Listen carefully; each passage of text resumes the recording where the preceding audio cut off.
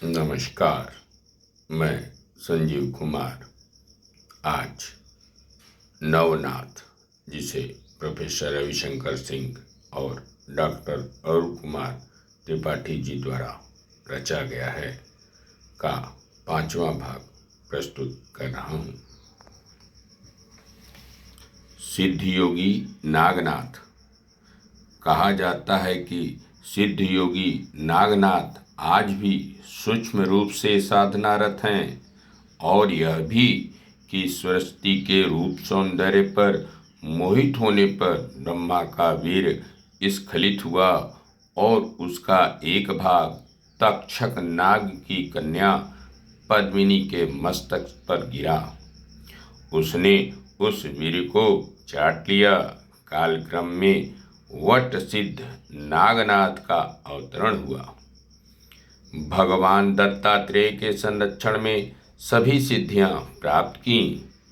देवास की टेकड़ी पर माता जी का स्थल देखकर नागनाथ मंत्रमुग्ध हो गए। नागनाथ को कभी किसी ने स्नान करते नहीं देखा, क्योंकि वे रात को 2 बजे ही गंगा स्नान के लिए जाया करते थे। सिद्धियां उसे ही प्राप्त होती हैं जिसका मन उनकी प्राप्ति के लिए नहीं लपकता। और प्रत्येक जीव में स्वभावतः ही असंख्य सिद्धियां विद्यमान हैं। सिद्धियां कहीं बाहर से आकर साधक में प्रकट नहीं होती, अपितु साधक की आंतरिक स्वाभाविक स्थिति का प्रकटीकरण है। एक बार एक शिष्य ने प्रश्न किया, जब शक्ति शिव आदि अंतस में ही है, फिर बाहर के गुरुओं की शरण लेने को क्यों कहा जाता है तथा जगत में प्रतीक और प्रतिमाएं बनाने की भी क्या आवश्यकता है? योगी नागनाथ ने कहा, पहले इस बात को समझो कि हमें जो कुछ दिखाई देता है वास्तव में वह अंतस में दिखता है। यदि तुम मुझे बाहर दिखाई दे रहे हो तो वास्तव में तुम्हारा ज्ञान मेरे अंतस में प्रतिबिंबित हो रहा है और अंतस में तुम्हारे स्वरूप का ज्ञान करा रहा है। इसी प्रकार बाह्य प्रतीकों तथा प्रतिमाओं का ज्ञान भी अंतस में होता है। यह भी अंतस में गहरे उतरने का ही एक मार्ग है। बाहर के दृश्य का ज्ञान बाहर नहीं अंतस में होता है, उसका प्रभाव भी अंतस में बढ़ता है। साधना की उच्च अवस्था में अंतःगुरु तथा अंतःशक्ति का जितना महत्व है, उतना ही प्रारंभिक अवस्था में बाह्य गुरु तथा प्रतीकों का है।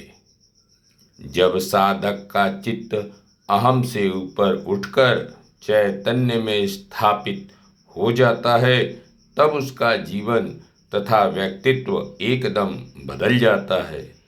वह शिव तुल्य अलौकिक हो उठता है। परंतु ऐसा कब तक होगा निश्चित नहीं है। अतः धैर्य और समर्पण युक्त साधना करते रहना आवश्यक है। भ्रम हो जाना भी मन के आधार पर शक्ति की एक सूक्ष्म क्रिया है। यह तथ्य है कि भौतिक, शारीरिक या मानसिक क्रिया शक्ति के संयोग के बिना संभव नहीं। वेदांत में जगत को असत्य नहीं मिथ्या कहा गया है तथा मिथ्या का अर्थ नित्य परिवर्तनशील है। वेदांत अद्वैत का प्रतिपादन करता है, क्योंकि जीव द्वैत के भ्रम में पड़ा है। पुनः शिष्य ने पूछा, जब जगत की प्रत्येक क्रिया चाहे वह प्राकृतिक घटना हो या किसी जीव द्वारा किया गया कर्म, सब शक्ति की ही क्रिया है। तो फिर मनुष्य के कर्म का क्या महत्व रह जाता है? योगी नागनाथ ने कहा, शक्ति की जिस भी क्रिया में मनुष्य अपना अहम मिला देता है, वही क्रिया कर्म का रूप ग्रहण कर लेती है तथा वह कर्म मनुष्य के प्रारब्ध खाते में लिखा जाता है। मनुष्य कर्म का कर्ता नहीं होने पर भी कर्ता बन जाता है, दृष्टा भाव से गिर जाता है। यदि विचार किया जाए तो सभी मनुष्य अभिमान तथा दंभ के गहन वन में भटक रहे हैं, जो शक्तिहीन होकर भी परम शक्तिशाली होने का स्वांग रचते हैं। अहम के अभाव की अवस्था को प्राप्त करना ही अध्यात्म का लक्ष्य है। चित्त स्थिति के अनुरूप ही कोई कल्पना कर सकता है, किंतु जगत की कोई भी कामना पूर्ति शाश्वत सुख प्रदान नहीं कर सकती। अहंकार का पूर्ण नाश तथा आत्मज्योति का साक्षात्कार एक साथ होते हैं।